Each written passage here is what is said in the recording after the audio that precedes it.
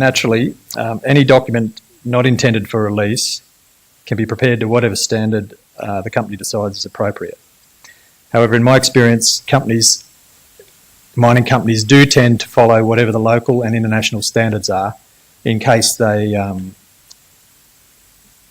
circumstances change and they would like to release those later. But also, if they're in the case of private companies, if they intend to one day consult a bank, the first thing the banker will probably ask them for is their JORC report. Now in Singapore, the standards that prevail are specified by the listing rules. For technical reports, including the discussion of exploration results, mineral resource estimates and feasibility studies, the exchange specifies 3 codes. That's the JORC code, the Canadian NI 43-101 and the Pan-European code. Now for discussions of valuation, there's only one acceptable code in Singapore, and that's the VALMIN code. Now these codes, they're not laws or regulations, they're prepared by industry bodies, but they're referred to in the guidelines of their home country's regulators, for example ASIC in Australia and the SGX in Singapore, and they're referenced in the listing rules of each country. None of these codes are prescriptive in nature. They require practitioners to be experienced and to exercise judgment. All of them require practitioners to be members of professional bodies that have enforceable codes of ethics, and their experience has to be based on relevant experience.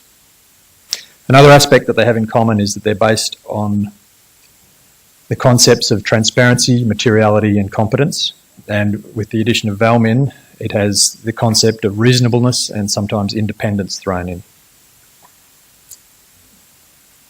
So I'll just briefly show you pictures of these. This is the JORC code prepared from Australasia. It's the most common code that companies seeking to list on the SGX comply with. That's the Canadian National Instrument prepared by the Canadian Securities Administrators. And that's the seldom used Pan-European code. And there's the VALMIN code. All of these codes are online. Obviously they're very easy to find, they're very easy to read and understand.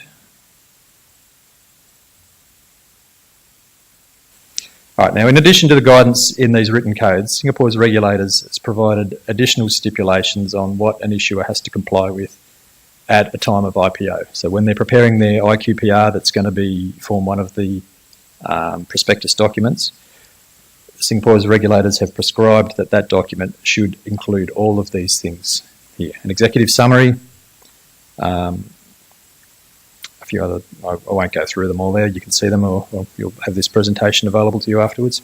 So a description of the project, history, geology, exploration data, mineral processing, metallurgical testing, plant extraction method, CapEx, OpEx, the financial analysis including taxes, interpretations and conclusions.